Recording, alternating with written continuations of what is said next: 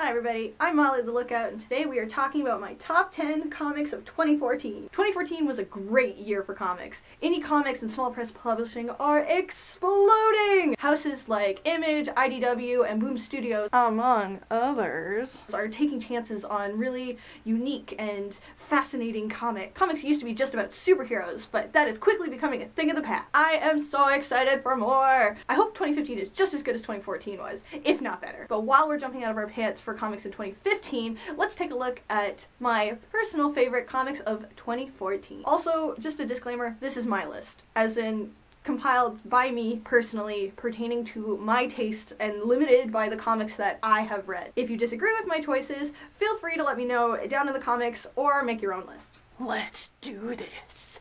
Before I begin, guys, I gotta be honest with you. My number one pick is Saga. It's amazing. It's got everything anybody likes in the story. It's got great characters, great art, fantastic setting, fast-paced story. It's amazing. I'm just telling you right now, out of the gate, that this would be my number one pick. But I don't want to waste your time talking about it because anyone who reads comics knows about Saga, and any one of them can tell you what is so amazing about the story, so much better than I can. So, to make it fair for all the other comics that I read last year, I'm going to take Saga off the table. But if it was on the table, it's number one. Easily. Like, this one doesn't even get a number because it's so good. It's just above all the others. It's fantastic. We're on, like, issue 23, and, like, I can't stop reading it. That's how I feel. That's the only way I can express how I feel about the series. They only usually release 6 issues a year because they take a 6-month break to write and do the story so that they can serve these characters the justice they deserve. I don't even know if that makes sense, so I'm just letting you guys know right off the bat. Saga.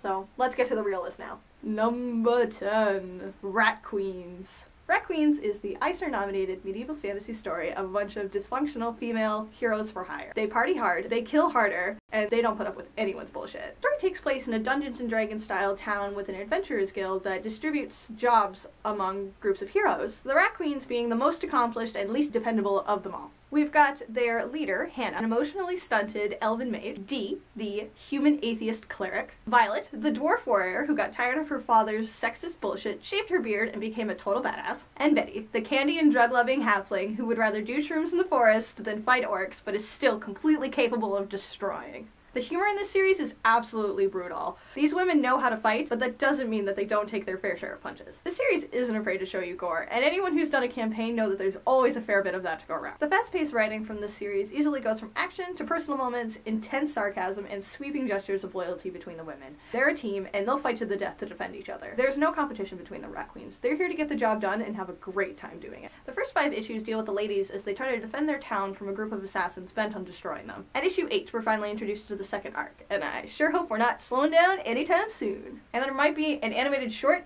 Are you serious? Fuck yeah! Number 9. Alex and Ada by Jonathan Luna. Anyone who's seen my recent comic pulls won't be surprised to see this on my list. Alex and Ada is the story of Alex and his robot girlfriend Ada as they struggle to be together in a world where robot sentience is outlawed. In this near future reality, we have achieved AI and created androids fully capable of free thought and making their own decisions. Unfortunately, this resulted in the murder of a bunch of people, and as a result, all of the androids were stunted.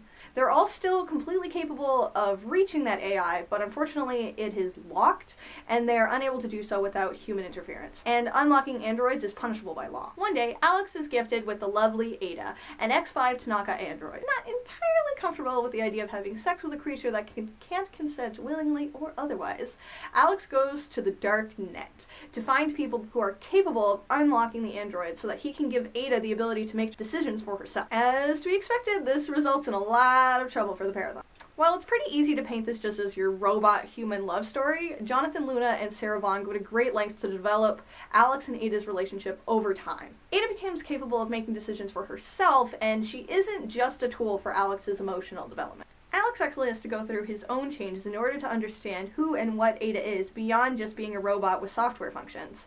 She might be limited by her hardware, but we as humans aren't exactly magical creatures either. We have our biological processes that control our thoughts and wants, and why should someone like Ada be any different? I love stories about robots talking about their feelings. It's like I too struggle with emotion. Maybe I'm just a ghost in this fleshed machine. The series is still in development, But I am always really excited for the next issue to come out. The cliffhangers at the end of every issue are really cool, and they always keep me wanting more. I really like this series, and I am so looking forward to see where it goes. I'm predicting that it's inevitably going to result in AI sentience being legalized again, but I mean, like, it could not. It's 2015! Who knows where this story could go? Number 8. Whispers by Joshua Luna. Whispers is a series by Joshua Luna, the other of the two Luna brothers. In Whispers, we have Sam Weber, a guy who suffers from hardcore OCD and has a very hard time relating to other people. He tries, but it's clear that his neurosis affects many parts of his life. One night when he's sleeping, his consciousness leaves his body, and he finds that he's able to explore the world and visit people he knows. Not just that, but he has the ability to hear their thoughts and subtly manipulate their decision-making. Sam struggles with the morality of manipulating people and putting others in danger as a result of his well-intentioned actions. The series takes an extremely dark turn when Sam realizes that floating around in this space, he's not alone. There are others, and they can do more than just suggest things. The art in this series is okay. A bit scratchy, but it works for the realistic style they're going for. The colors are a bit dark for my taste, but this isn't a story about finding adventure and love. This is a dark tale of manipulation and human weakness. Joshua Luna takes us on a dark journey through the human subconscious and questions whether manipulation is ever well-intentioned. The series wonders that while we're trying to influence the people around us to do what we want, who is manipulating us? The series is only 6 issues long. I had put it in front of the other Luna Brothers series because robots and humans, like, it's kind of been done before, but with this series, I really liked it, and it's very dark, and it goes places. You're never quite sure if it's going to work out okay for Sam and the people around him, so that fact alone and the ending, which I really liked, put it at number 8. Number 7. Lock and Key by Joe Hill and Gabriel Rodriguez. Gabriel Rodriguez. I have an anglophone. Lock and Key is one of the most fun and heart-wrenching stories to read. It's a horror mystery series written by Joe Hill, son of the one and only Stephen King. Joe Hill's stories have this dark, foreboding nature about them that I always wanted in King's work but could never find. Don't get me wrong, fanboys. Stephen King is the great-granddaddy of the horror novel genre, but Joe Hill knows how to write an ending. Lock and Key follows the 3 Locke siblings as they deal with the aftermath of their father's murder at the beginning of the first book. They move across the country to a place called Key House, which is home to a series of magical keys with a variety of secrets and abilities. The kids find and learn about these artifacts, using them to deal with their everyday life with high school and relationships. But as the story goes on, the dark secrets of the keys are revealed, and it becomes much more than they bargained for. And there's a scary chick trapped in a well who is clearly evil. Just look at her. She is evil. Like, Bodhi, I get it, you want a friend, but like, that chick is evil. The series isn't afraid to go to the dark places we visit after the loss of a loved one. Tyler Locke, the eldest of the 3 children, is forced to take over as the head of the family as his mother succumbs to alcoholism after the murder of her husband. Kinsey, the middle child, is so afraid of her own emotions that she uses the head key to take out her tears and fear, which prevent her from ever experiencing the full extent of her psyche. Perhaps the least damaged of them all is the youngest, Bodhi, who acts as the catalyst for the discovery of the key. In addition to having great characters, the magic of the series lies in the keys. Without being too overpowered, the keys are a fascinating device that allow our protagonists to have these really crazy abilities. The real mystery is the origin of the keys. Where did they come from? Who made them? Does anyone else know of them? How many are there? What can those ones do? We get tidbits of the mystery as the series progresses, but in time, all is revealed. Technically, this ended in October 2013.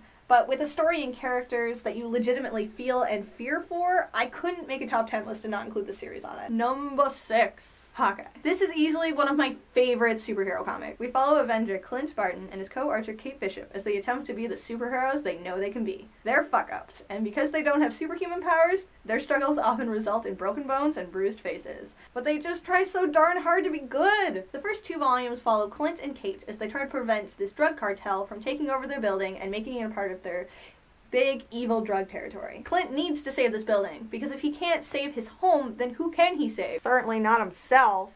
Kate, on the other hand, makes an enemy out of a woman called Madame Mask. She's a villain with information on Clint and is not so good past deeds. There's also a redheaded chick that Clint has the hots for, as any quick-witted, ill-lucked archer would, and she clearly spells trouble for him and Katie. Halfway through the series, Clint and Kate split up. Clint stays in New York to deal with his white guy existential angst, and Kate takes her show on the road all the way to LA to become a hero for hire. Here she struggles with her hero for hire business while trying to keep Madame Mask from ruining her life. This got number 6 on my list because of David Aja's art, Kate Bishop's sassiness, and the sheer amount of fun and intensity that this story has to tell. Granted, the Dogs at Christmas issue made me want to tear my hair out. But as far as superhero stories go, this one manages to balance badass fights with real human feelings and great art. If you're any fan of superheroes, chicks with bows, and badass storytelling, you gotta get your hand on this. Now, if only the last 2 issues would come out already! Number 5. The Wicked and the Divine.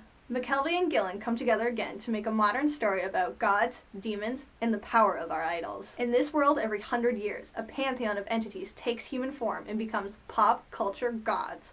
For 2 years, they are worshipped, they are adored, and then they are dead. This time we follow Laura, a teenage fangirl who wants more than anything to be a part of this legend. She befriends Lucifer, aka Lucy, who is capable of the super hot move of bringing flame from nothing with just a snap of her fingers. Lucy is accused of murdering a judge, but Laura is the only one who believes in her innocence. For 5 issues, we follow Laura as she tries to solve the mystery and set Lucifer free. But since there are 6 issues, I won't let you know how that goes for them. This ongoing series gets a spot on my list for a couple reasons. First of all, the art. McKelvey hits it out of the park with everything that he does, and somehow still finds a way to get even better. This art style maintains a realistic feel while still conveying real feeling and emotion. The characters don't feel stiff, but they feel very solid. Second, the characters in the series are fantastic. Laura and Lucy have this really great dynamic where Laura tries to maintain this cool demeanor while trying not to fall to her knees and tell Lucifer how much she loves her. And Lucy's got this, like, holier than thou, above it all kind of attitude. Or, I guess, less than holy, you know what I mean? But at the same time, like, it's pretty clear that she loves and lusts after the attention that Laura gives her. Third, the lore. For 2 years, these entities inhabit human bodies, and then that's it. They're dead. What happens at the end of the 2 years? Lucy didn't kill the judge. Who did? Why did they do it? It had to be someone in the Pantheon. But who? And why would they want to frame Lucy for something like that? Is this about something bigger than the Pantheon? What is going to happen? I need to know! It's a great series. You should get it. Number 4. Sandman Overture by Neil Gaiman and J.H. Williams III. Legendary storyteller Neil Gaiman returns to his character Morpheus, King of Dreams, in the 6-issue miniseries. Or should I say 4-issue miniseries? In the last 2 years, we've only gotten 4 of the 6 issues. But even though it's probably going to be like 1,000 years before we get the next issue, I had to put this series on my list. It might be because I'm a Neil Gaiman fangirl, but still, the story and the art in this is just so fantastic. I mean, look at this! Look at this art! I have very few words to describe what this art does to my emotions. Every page is a piece of art. The reason this series takes so long to come out is because every issue is created with intense labor and attention to detail. To gaze upon such art, I am not worthy. I am not worthy. Which admittedly is a little intense. But I still get really angry when I get to the end of an issue and I find out the last third is ads. This issue has like 10 pages of ads for comics I don't even care about. Okay, we got it. It's got really good art. What's it about? Okay, fine. The universe is dying. There's a star out there that has gone bananas and has started to consume everything. Dream. Every dream. All dreams. Every version of a dream we could have ever imagined comes together and they decide that the universe is worth saving. Morpheus decides that he will be the one to confront the star, and alongside him comes a cat and a small little girl, and together they go. They go to find a way to save us all. Yeah, I love it. So should you. It unlocks layers of mystery and lore as we visit across the dimensions and visit all these crazy entities, all to discover exactly what is up with the star and why it is doing what it does. It's taking forever for these issues to come out, but I am excited for every single release. The art, the story, Neil Gaiman, it's everything I love in a series, except an ending. Just hurry up and finish it already. Number 3. Trillium. I have a 2-part review of this you can see over on my channel. I'll link it somewhere around here. But for those not in the know, Trillium is a recent work of Canadian-born artist-writer Jeff Lemire. His library of work is really inspiring to me. The series is about 2 characters, Nika, a xenologist, and William, veteran of World War I. They are 2 star-crossed lovers on either side of time and space. This is their journey to find each other in a way to save the last of the human race from complete oblivion. The art is a bit of an acquired taste, and the flip-floppy nature of the storytelling can get a little tedious, but it is a device that really worked for this series, and I've never really seen anyone try anything like that before. It sounds really simple, but if this series proves anything, it's that in practice, it isn't so easy to pull off. And I felt like this series really pulled it off rather well. This ethereal story of love and space really grabbed me this year. These are two characters who try their hardest to find a way across time and space to be with each other. And as cheesy and trite as like love is the greatest force in the world is, it's a classic. There are worse messages out there than be with the ones you love, especially if it results in saving the last of your species. And I feel like this story does a really good job of illustrating that. Love, man. It makes courageous fools out of all of us. Number 2. Seconds. Brian Lee O'Malley comes back after the tremendous success of Scott Pilgrim with the single-volume graphic novel, Seconds. Here we meet Katie, a seasoned restaurant owner and chef, who decides to open up a second restaurant. But the process has been wrought with delays and misfortune. One night when she is dreaming, she finds a notebook and a small mushroom. Inside the notebook it says, Step 1, write down the mistake. Step 2, ingest the mushroom. Step 3, go to sleep. Step 4, awake anew. So she does. And things get weird, really fast. And as the story goes on, things get deeper and darker and even more mysterious. We discover the origin of the mushrooms, their purpose, and we watch as Katie makes one horrible mistake after another. The art in this is great. O'Malley has really evolved since Scott Pilgrim and grown into a style that is really solid while being cute and fun at the same time. And his fashion and costume designs are things I want to own. The story itself is pretty straightforward, but it still feels magical and very well thought out. There are no wasted characters or pages, the jokes are very funny, and I want to know more about the mystery of the house spirits. Oh yeah, they're house spirits, and they're capable of subtly manipulating time and space. They also have a fab fashion sense. When I was reading it, I wanted to know more and get through this as fast as I could, but without actually getting to the end of the story because I loved reading it so much and I didn't want it to end. Truly, the story is a beautiful read, and I recommend it to everyone. Even if you're not a huge fan of comics, you don't really need to know anything about comics to enjoy the story. I'm hoping and really looking forward to all of O'Malley's future work. If they're anything like this, then I know they're going to be good.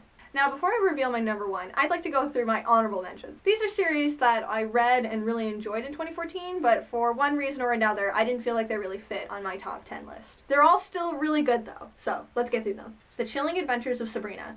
This is only one issue, and it's sometimes a little cliche, but very cool. It's a retelling of Sabrina the Teenage Witch's story, but in a darker, more twisted setting. The witches are up to no good, and in the first issue we have Sabrina being kidnapped from her mother by her father, and then her mother being lobotomized. It's definitely not for your normal Archie reading preteen. This is for the audience who is currently reading Afterlife with Archie, the same series that had Archie club his zombie father to death with a baseball bat. It's brutal, and I really love how dark it is. This was actually originally my number 10 pick, but I had to take it off the list because in the 4 months since its release, it's only had a single issue, and so far no news of a second one. I hope it comes out soon because from what I can tell, this was pretty popular. I mean, Sandman's been taking forever to come out too, but it gets all of my personal bias. The Last of Us, American Dreams. Faith Erin Hicks is one of my favorite storytellers, and this piece is one of her strongest. It's a little bit of Ellie's backstory, and takes place before The Last of Us and the Left Behind DLC. While it's a great tie into the world, it might not appeal to people who aren't fans of the game, but it's a good little bite of the lore, and it's only about 4 issues. Superman, Birthright. While technically not released in 2014, I really enjoyed this title, and I recommend it to anyone wanting to get to know pre-New 52 Superman. It's an origin story that shows the transformation and development of Clark Kent into Superman and ultimately embracing his legacy as Kal-El, last son of Krypton. It makes Clark into a more relatable human character, unlike that other origin story that had a bit of a messiah complex. I'm just saying. The True Lives of the Fabulous Killjoys. The art in this comic appeals to me in a lot of ways. It's cartoonish and detailed with bright, beautiful colors and great caricatures. It's like Blade Runner meets Mad Max meets a million buckets of paint. I really like the series, but I feel like it could have benefited from a little bit of breathing room. 6 issues is not a lot of time to get me to love the amount of characters in this book, and there is a lot of them. And they're all very cool. You've got the Desert Killjoys, the Prostobots, Agent Kane and his lover, and they're all looking for their own kind of revolution. But even still, this is a great first piece for Gerard Way to put out after the breakup of My Chemical Romance. Him and Becky Cloonan hit it out of the park. Ultimately, the story and relatability keep it out of my top 10. If you're a fan of the musical album The True Lives of the Fabulous Killjoys, then this is a pretty cool way to get to know the world better and learn the origin and destiny of the girl. And my number one top amazing wow cool comic of 2014 is Through the Woods by Emily Carroll. Man, we've had a lot of Wood titles come out this year. Through the Woods is a compilation of creepy fairy tales written and illustrated by the one and only Emily Carroll. This book includes 4 original titles and 1 story you can read on her website called His Face All Red. Carroll's stories invite you into their world and then show you how dark and eerie that world can be. Her imagery is unsettling and beautiful, and her sense of color is very bold, and I would even go so far as to say risk-taking. But it all works. She has a strong sense of composition, and each story is illustrative and cinematic. When I read her work, I get this feeling of wanting more and more, but at the same time, I'm afraid what's going to happen, and I'm anticipating the horror. I love reading her stuff, and I'm always sad when it's done because I can't ever get enough. If you haven't heard of her, you can check out almost a dozen stories for free on her website. It's definitely worth checking out if you're a fan of great art and scary stuff. Unless you're chicken. Honestly, when I was making this list, a lot of them fell into place really easily. There were a couple that I debated about before ultimately deciding they belonged there, but this was an easy number 1 pick for me. Really, I wish there was more I could say about it. It's just so unique and fantastic. I always really enjoy reading things by artists who clearly make things their own. This is their work and their expression, and that kind of sentiment is echoed throughout all of Emily Carroll's work. I mean, this book was like $25, and like I would buy another one. I would buy every book that she put out because I love her work so much. It's got great stories and great art, and I recommend it for anyone who's a fan of both of those things. And that's it. Thanks for watching. If you liked what you saw, hit that like button. You can check out my channel for other stuff. I do comic reviews, outfits, and sometimes I open boxes. I'm also on other social outlets like Tumblr, Twitter, Instagram, and Ello. Does anyone use Ello? I have a thing on there too. You can check links to those in the doobly-doo down below. Thanks for watching, everybody. Stay cool.